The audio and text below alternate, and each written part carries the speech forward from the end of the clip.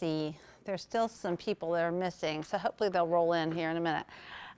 Welcome to, I think, is this the third or fourth session on service learning? Yeah, there's 4 sessions. Some of you have probably been to the others on service learning and community engagement, hopefully.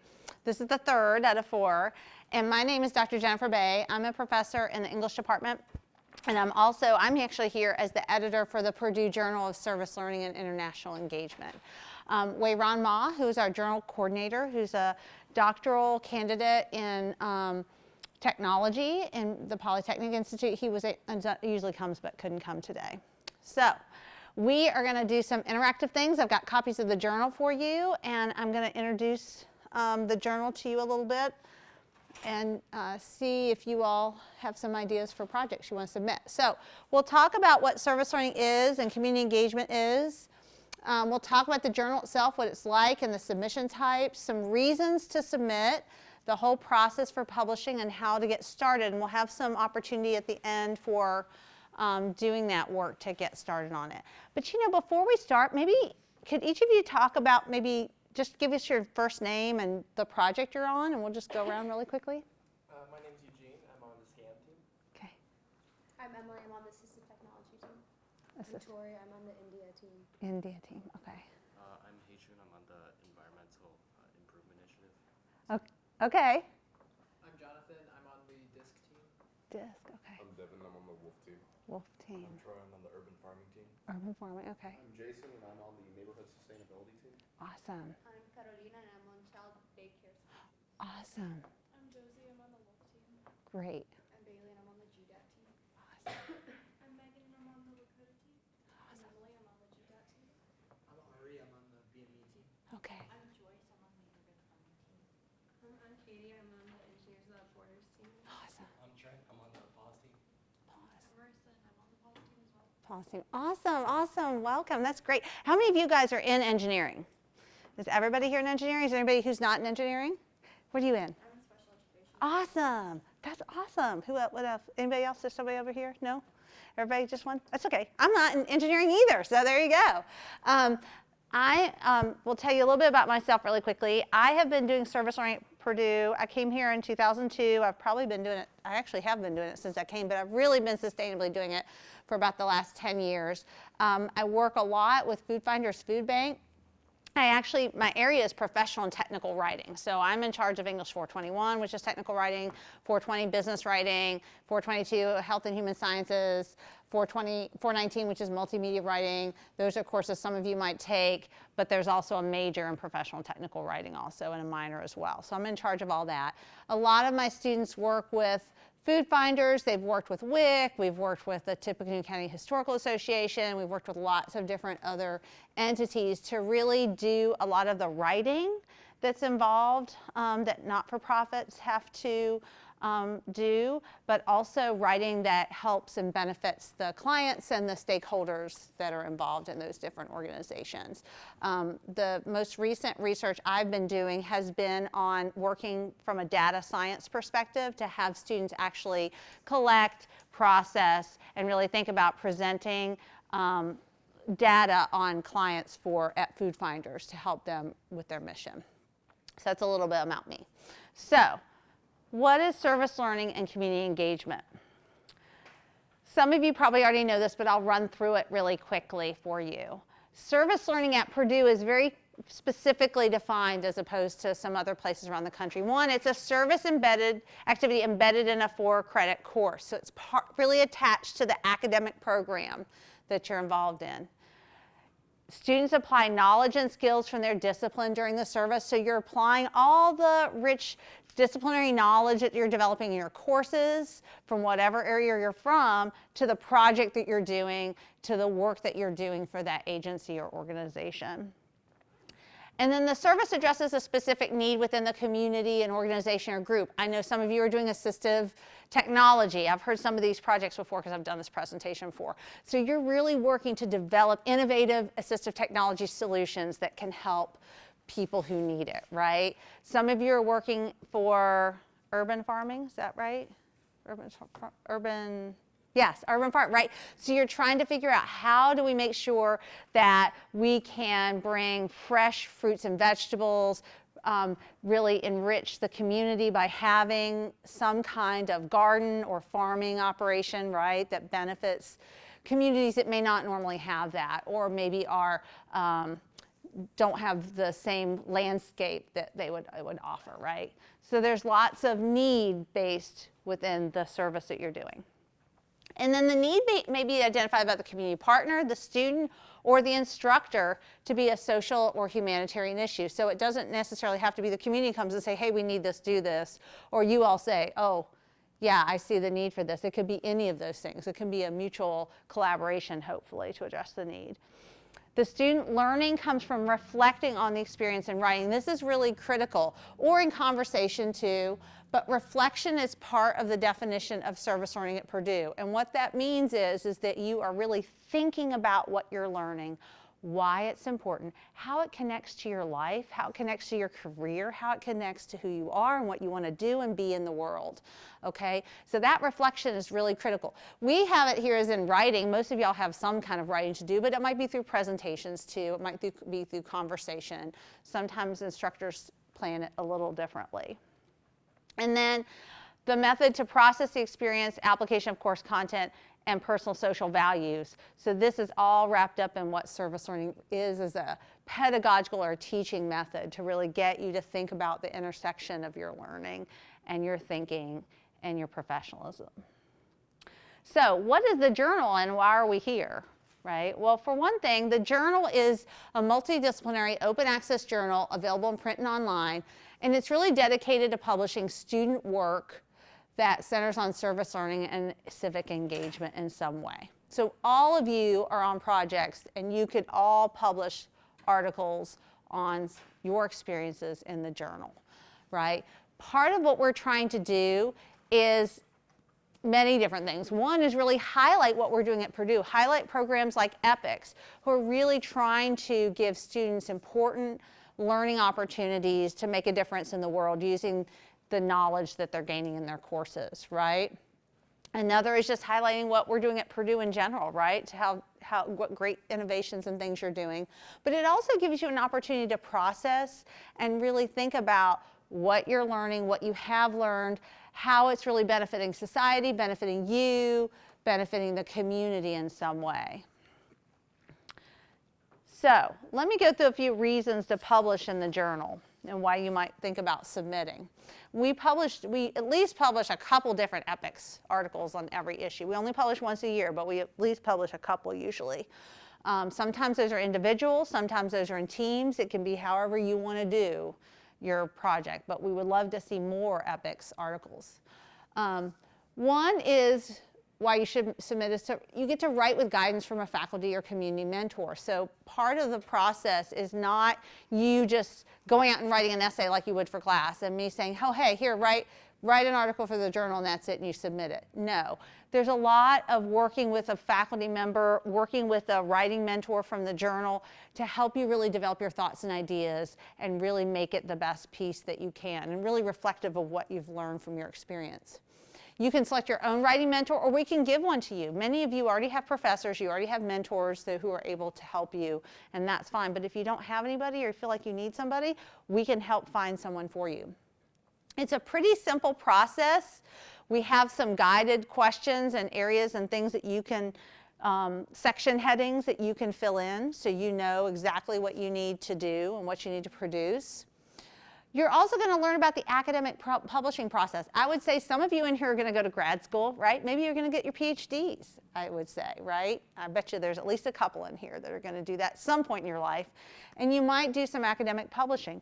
Or maybe you're going to do some research-based publishing with a major professor when you're seniors, right? Or something like that. So this would give you a really great opportunity to learn about what that means to take your work and your ideas, put them in writing, put them out there and publish them. It's a review journal. So we have faculty who review your publication, your manuscript, give you feedback on it, and then you revise it accordingly, develop it, make sure it fits. I have also, this past year was the first year that the journal's done this. This is the 7th issue that we're recruiting for now.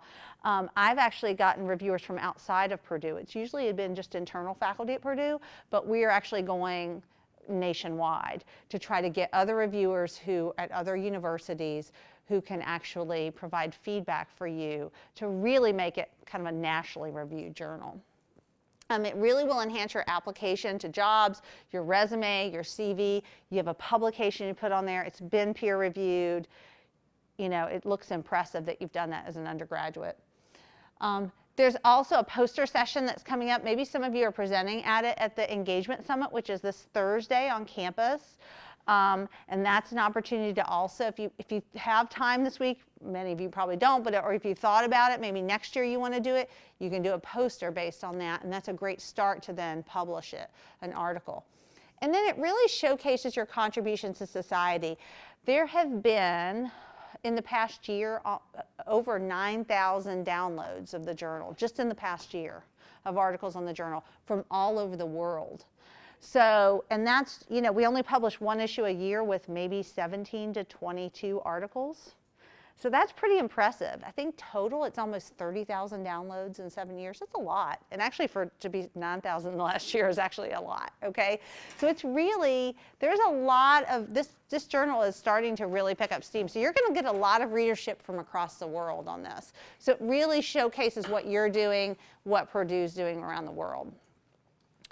So let me go through the submission types we have and the types and things you could submit to the journal to see where you might feel most comfortable or fit. So the first thing I want to tell you is, again, it's in print and online. This is the most recent one. Here's the address at the bottom. You can type that in, and we can also send it to you. I have journals to give out, and I've also got a sign-up sheet that you can use if you want us to contact you for more information as well. There's 5 submission types. One is just a reflective essay. That's you reflecting on your experience, explaining what you did, how it impacted you as a student, how it impacted the community. So it really is talking from your perspective about the experience. The second type is research with reflection. So research with reflection is you've done research with either your community partner, for your community partner, with your professors, right? And you want to publish that. Your professors can be co-authors of that piece if you want. That's fine. Or graduate students can also do it as well. In fact, we accept graduate student articles as part of the journal as well. So some of you who have graduate student mentors who are working with your team, if you want to publish with them or they want to publish, that's accepted too. But the research is really the core part of that, is that there's research that's done, right? So that could be water sampling, right? Or an innovative water sampling process, say in Costa Rica, right? Where you're trying to test out new methods of sampling, new methods of providing cleaner water, right? But you're working with that local community. The third is a community partner snapshot, where you actually are doing a snapshot, a profile almost of the partner that you're working with. And that means you're talking with the partner, you're talking about the partner, you're really talking about what their organization does, how it's important, how students are learning from it. The fourth is a faculty profile interview. So maybe you're working with a faculty member, a faculty mentor for your team, and that faculty member is really, really invested in community-based learning and service learning. They've been a real leader for you, and you want to write an article based on that faculty member. That would be great to do a faculty profile interview where you interview with the faculty member and then you write up basically a profile of him or her. And then the last submission type is community-inspired cover art. And I have slides for each of these, but I'll just tell you about this one. This is an example of community-inspired cover art. This is a piece of artwork by Chanel Beebe, who's a graduate student in engineering education. And she actually submitted to the journal, and I saw her name, and then I realized she did an exhibit at Tippecanoe Arts Federation. And I was like, wow, would you like to inaugurate this new submission type of community-inspired cover art? And she did. So she has written on the inside, which you'll see when I pass these out, an actual kind of artist statement about how her art is inspired by community and how it tries to reflect community-based values and her involvement in the community. So this community-inspired covered art could be really anything that you think really is inspired by the community work you've done, or inspired or is reflective of that in some way, and really that's what you want to present as your engagement. So I'll go through these really quickly. I kind of went through all of them. I'll just go them really quickly again. The purpose of the reflective essay is to describe and reflect on your service learning experience or the community engagement experience. It's usually about 3,500 words. And for all of these, we really like images in some way with them. Okay, so photographs, it could be images of research that you're doing, or tables or figures, anything that really enhances what's happening in your experience. The second one, as I mentioned, is the research with reflection. It's also 3,500 words. And that's really, again, thinking about the impact. It's going to have a literature review. It's going to employ some kind of methods research, right? Like, so you're going to have a method to that. And again, you can have secondary authorship with a faculty member or a community partner too, which would be great. If you have your community partner wants to participate, that would be awesome to co-write that with you. The snapshot, again, is the mission and vision of the community partner and any potential engagement opportunities for Purdue students with this organization. That's shorter. It's usually only 1,000 words. Maybe some of you all are working in EPICS on a project, but you see lots of other opportunities that other classes and other students could do with this partner. That would be a great, great idea for a snapshot piece. The faculty profile interview, which I mentioned, is really describing a faculty member's use of service learning as a teaching method, their engagement activities, and that impact. Again, that's 1,500 words, so it's a little bit shorter. We have a list of questions for that, so that's fairly easy to complete. And then finally, like I said, this community-inspired cover art, which is new, and really, you know, this is the first year we've actually done it. When I got Chanel to submit that, it was because I just kind of happened to see that, and then I thought, well, that would be really great to have another outlet beside just a formal written article for you to really express the impact of the service learning that you've been doing. So it can be artwork, it could be a photograph, it could be a digital design, a graphic illustration, anything that's visual that you think captures or shows how the learning and community engagement can be conveyed in a different media, right? So it could just really be an impactful image or photograph you've taken. So let me explain to you the publishing process. So the first is everyone submits an abstract, and we had a deadline of the first part of this month of February for our fall issue, but if you all have an idea and you want to submit right now, that's great. Go ahead and do it, because the abstract's only due in February. The full submission isn't due till April. So you have a little bit of time to submit if you want to. So you write an abstract where you describe what you want to write about in 250 to 500 words. You'll go to the website for the journal, which is on the library open access site, and then you submit your abstract, which is kind of your intent to write. We look at that, and we usually get back to you in less than 2 weeks. Usually it's like less than a week, but we'll get back to you, read it, accept it, or say, this maybe goes into a different kind of submission. Maybe this is more appropriate for a community partner snapshot, or maybe it's more, oh, you did research, you should talk about the research, right? Or no, really a reflective essay. Or we might give you some feedback about how to nuance it a little bit, and then give you an opportunity to write the entire thing. So once you receive the email of acceptance, you usually work with your faculty mentor, or we'll give you a writing mentor if you need one, to meet and talk about what you need to be doing with this article submission. You'll begin by responding to the questions and the guidelines to create a draft, and they're all on the website. There's guidelines for each submission type on there that you can, almost like a rubric, so to speak, actually. And you'll work on those. You'll want to format your citations and include photos and any acknowledgments.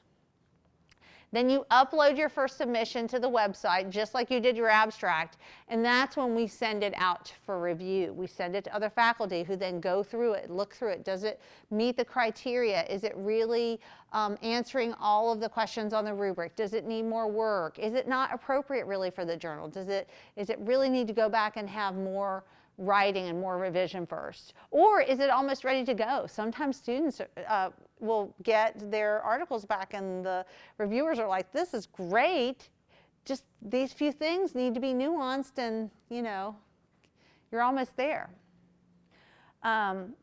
Again, you'll get feedback and suggestions for changes. You'll then make those changes and resubmit.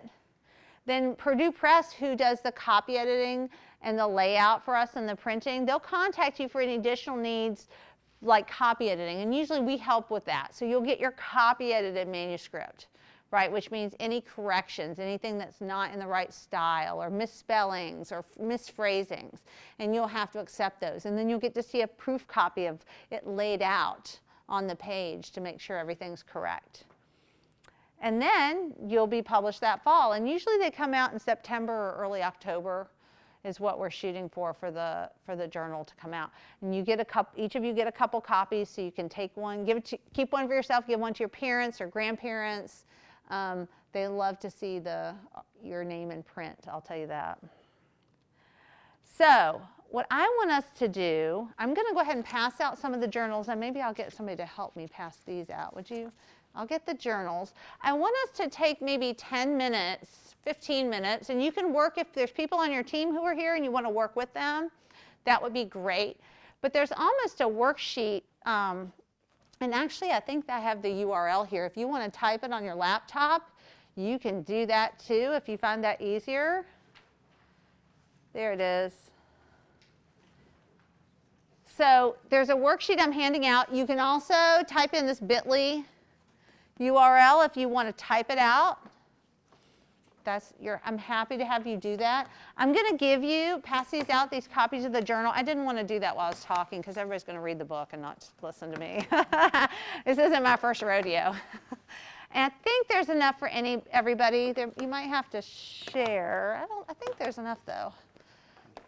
And you can take these. These are free for you to take with you. And if you want one and didn't get one, let me know and I'll get one to you. We'll bring some to the EPICS office. Or if you don't want yours, give it to somebody who does. So I really want you to just take some time to jot down your thoughts and ideas about, what you could write about if you're interested. What would you want to write about? Look at this. Look at this, you guys. Perfect amount. That's awesome. Yeah, just think about what might you want to write about here? Who's your community partner and people served by your project? What's the need or the issue or the problem that you're trying to address? What is your team doing for the project? You don't have to be done with your project to submit, right? Where are you at in it? What are you doing? What are the results so far? And these last two are really crucial. What's the community impact? And then what's the impact of your experience? So I'm going to let you guys work for a little bit on that, and then maybe we can share and talk about it in small groups.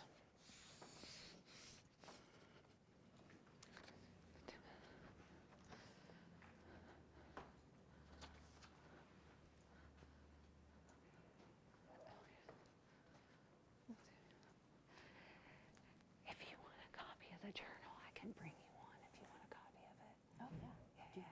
Yeah, we'll see if somebody doesn't want theirs. I can give one to you, to the TAs. Because I don't know if Andrew has this issue. I think he has the last issue. Sure, I don't recognize the cover. Yeah. I feel like I've seen some of them at the EPICS office. Yeah, but not this one, so we'll bring you some. Yeah. I feel like that would be nice for the TAs to have. Yeah, I thought I mailed some for him, but I can mail it specifically for the TAs, for you all. That was just different than being done. Yeah. Okay, and you can submit to, graduate students.